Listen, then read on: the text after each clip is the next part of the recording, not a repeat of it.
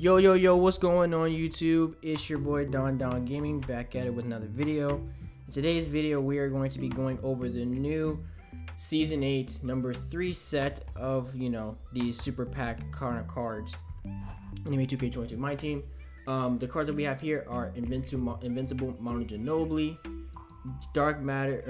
Invincible Manu Ginobili, Dark Matter Karl-Anthony Towns, Dark Matter Reggie Lewis, and Dark Matter Danny Manning. So we're gonna go over all these cards in their entirety. So let's get right into it.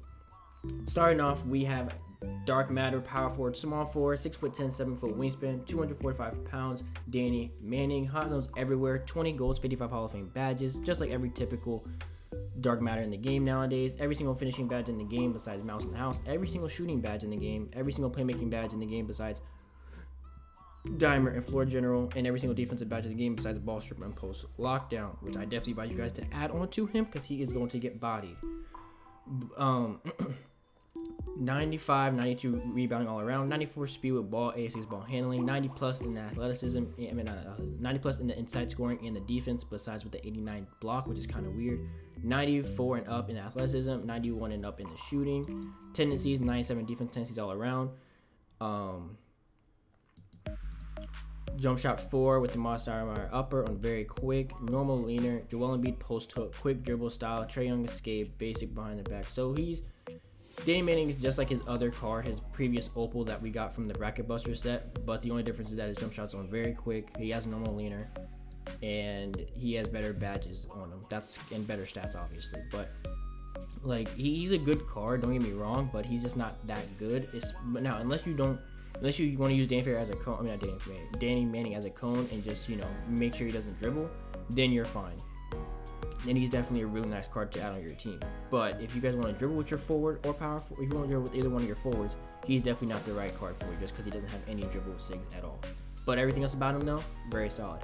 Next up, we have Reggie Lewis. Last time we saw this dude was back in the Clutch Time Vault. I don't know why we have like 2 Reggie Lewises, but we don't have a single Rashard Lewis besides the pink diamond, which is kind of interesting. But moving on from that, shooting guard, small forward, 6'7", 6'8", wingspan, hot zones everywhere, 20 goals, 55 Hall of Fame badges, a lot of good finishing badges on Hall of Fame and on goal, just missing drop stepper, quick specialist, postman technician, and rise up. Everything else is already added onto him. Every single shooting badge in the game, I'm surprised they didn't give him every single one on Hall of Fame, which is kind of interesting. Every single playmaking badge in the game as well, and every single defensive badge in the game, just missing box. But most of these badges that are on gold, you can easily add onto Hall of Fame by going to the token market. So I think that's what they're doing intentionally, is making all the badges that we can get in the token market to spend our tokens to add them to these cards. But that's kind of what I've kind of theorized, is that ever since they released it up at the token market, every single card since then has missing like a couple badges that are in the token market. And I think that's kind of what 2K kind of intended for us to do, but I think it's kind of dumb in my opinion, but hey, it is what it is.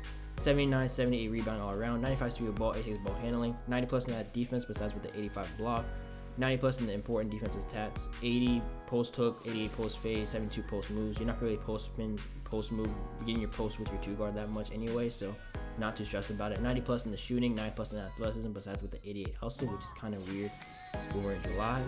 98 block and shot contest, 0 foul tendencies as well, so that's a very nice one to have. Kemba Walker release on release 8, very quick. Trae Young leaner, so not the normal leaner, the Trae Young leaner. He has pro post hook, which is not really that good. Quick dribble style, Giannis size up, D Rose combo, Steph Curry escape, John Wall cross, and Scott Pippen behind the back. He's a very solid 2 guard. Like I would definitely say if y'all didn't get this opal from the Clutch Town wheel, I definitely would say upgrade, but if you guys did, it's not like that big of an upgrade besides like maybe the dribble 6. Well, I don't know. Are the dribble 6 different between the Reggie Lewises? Let me see. Is dribble with the tendencies? No. So the old Reggie Lewis had Luka size up, but but now this one has Curry size up. But also this one, the old one had normal instead of Trae, and also his jump shots on quick instead of very quick. So I'm like, theoretically, yes, the Dark Matter's gonna be better because he has more Hall of Fame badges and badges added onto him. Stat wise, I'm like, definitely a pretty big upgrade. But like I said, if you guys didn't notice, if y'all were to badge out the old opal and badge it with like giving him a good strength, good interior, good block, and good 3-point shooting, like the Reggie Lewis is not that much of an upgrade because everything else is like +2, maybe to +4 defensive difference. So it's not that big of an upgrade, but it is an upgrade, especially in the badge category. I will say that much. So, but definitely a very solid card though. I will say Reggie Lewis Dark Matter is a very solid card. Very solid. Moving on to one of my favorite players in the NBA right now, and just all time center wise, Dark Matter Karl-Anthony. Talent, 6'11", 7'3" wingspan, 248 pounds, so he's not going to be able to do the Curry slide with his weight. But 20 goals, 55 Hall of Fame badges, every single finishing badge in the game besides specifically off ball and teardropper on Hall of Fame. Shooting badge, every single shooting badge in the game besides mismatch expert, which I advise everyone add on to him because he is going to get contested by all the Shaqs, the Yao Mings, the Tacos, the Ralph Sampsons of the world. So definitely advise you guys to add on that one to stat.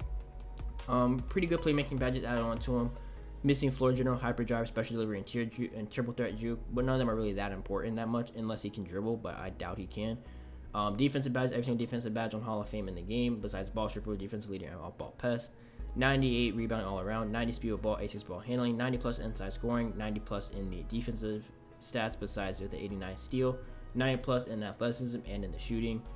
Tendency wise, 98 all around in the defensive tendencies, which is very nice. Karl-Anthony Towns based on very quick, normal laner, Joel Embiid post hook, quick dribble style, Trae Young escape, Luka behind the back, Giannis crossover, and normal and basic. So he can kind of dribble. Like the Luka behind the back isn't really that good, but you could kind of get away with it depending on who you are.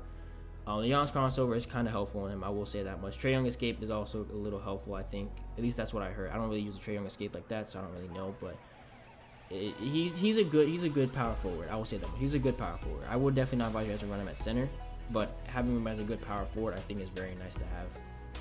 But he's pretty good. He's pretty good. I just wish they kind of upgraded it, gave him a little bit better dribble sigs to make him at least a little bit more usable, but nonetheless though, he's still a really nice card.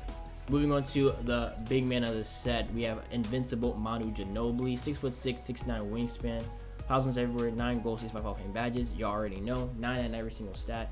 The only badges that he's missing is box, fade ace, rise up, put back boss, lobster finisher, and hook specialist. Everything else is on gold, if not Hall of Fame, which is very solid of him. 97 blocking shot contest, 95 on ball steal. Dante Exum base, which is kind of his original base from last year when he got upgraded to release 46. Very quick. Trae Young escape. Steph. These things look like just like a a endgame card, if I'm not mistaken. But his dribble sticks do not look like an endgame card. Quick dribble style, Steve Francis's size up, Trae Young combo, Steph Curry escape, LeBron James crossover, Scott Pippen behind the back. So he's a very nice point guard, shooting guard. I don't see many people running him, just to run him. Like most people probably run him for like an all-time Spurs team or something like that. But he's a very solid card. I will say that much. But for what his price is gonna probably go for, I think he's definitely not gonna be worth it. But if you guys are like kind of big head snipers out there, I would definitely advise you guys to probably buy this card because he's probably gonna be one of the first invincible buyouts that we see. So yeah, but with all that being said though, compared to looking at this whole entire set as a total, I'll probably give it a good 5 out of 10 just because a lot of their ball handling and blocks stats in all these cards are kind of low, as well as that Manu Ginobili getting an invincible card before someone like Larry Bird, I still think is kind of irritating to me because I'm like, Larry Bird needs an endgame or an invincible card at least, but we haven't got one of him yet. So no disrespect to Manu, but it's just more so 2K of just not giving one of the legendary Larry Birds not a card, like Larry Legendary Bird. Like, why does it not have an endgame or an invincible card yet? Come on now. But we got a Reggie Lewis from the Boston Celtics, but that's another debate for another day. But with all that being said though, hope you guys did enjoy. All these cards are, by the way, going to be grindable or packable in the super packs. So if you guys want these cards, you can grind them in TTO, Clutch Time, or Triple Threat Online. But with all that being said, I'll catch y'all in the next video. Hope you guys did enjoy. Please leave a like and subscribe to the channel if you guys are new. With all that being said, I'll catch y'all in the next video. Peace.